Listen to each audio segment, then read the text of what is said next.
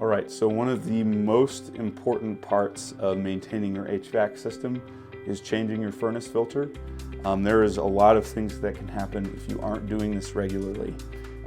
What the filter is, this is a filter here, and basically as air runs into the furnace, this just collects any bits of dust or debris in the air that's getting sucked into the furnace to try to stop that from getting into the system and clogging it up over time.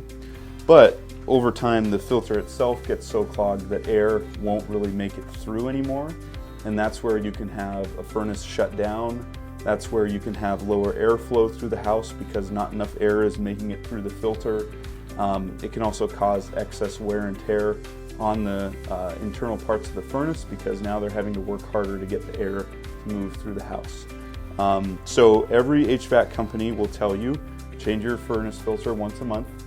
It doesn't matter what kind of filter or anything like that, just do it once a month. It's better to do that than to cause any damage to your furnace over time. So the way that you do that, on this furnace there is a filter box up top.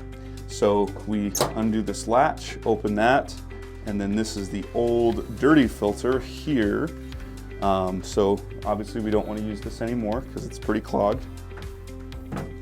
And then you take your new filter, and one thing is you'll find on air filters there's always a flow indicator. So this is a downflow furnace. That means that the air is coming in up here and then moving down through the furnace to the supply ducts. Usually if it's a downflow furnace, the return box will be above the furnace, and that means that the air is moving down. But sometimes you might have an upflow furnace to where the box is underneath and the return air is coming up through the bottom of the unit. So basically, if your box is on top, you want the airflow indicator pointed down like this because the air is moving down. But if your box is beneath the furnace, you want the airflow pointed up because the return air is coming up through the bottom of the unit. All right, so putting the new filter in, you just put it in, again with the airflow going the correct way.